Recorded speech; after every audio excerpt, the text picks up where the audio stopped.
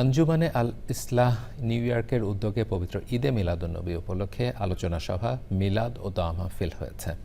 New ইয়র্কে golden palace banquet হলে আয়োজিত মাহফিলে প্রধান অতিথি ছিলেন বাংলাদেশ আঞ্জুমানে আল ইসলাহ এর মুক্তারাম সভাপতি হজরত আল্লামা হুসামউদ্দিন চৌধুরী ফুলতলী। বিশেষ অতিথি ছিলেন ইউএসএ শাখা সভাপতি মাওলানা এম এ নূর, স্থায়ী কমিটির সদস্য আল্লামা সৈয়দ সাজিদুল হক ও অন্যরা। মাহফিলে সভাপতিত্ব করেন হাফেজ মাওলানা কাউসার আহমদ। অনুষ্ঠান সঞ্চালনা করেন সংগঠনের সাধারণ সম্পাদক কারি মাহবুবুর রহমান ও সাধারণ সম্পাদক হাফিজ কারি নজম উদ্দিন আহমেদ।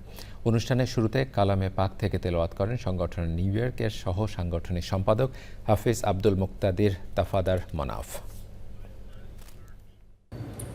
অজু অবস্থায় যখন কোনো মানুষ শুয়ে থাকে, তার জন্য একজন ফিরিস্তা মুকরর হন, যিনি সারা রাতও তার জন্য দোয়া করতে থাকেন। আর অজুকৃত ব্যক্তি যখন ঘুমের মধ্যে মারা যায়, রাসূলুল্লাহ বলেছেন তাকে আল্লাহ শাহাদাতি দরজা নসিব করেন।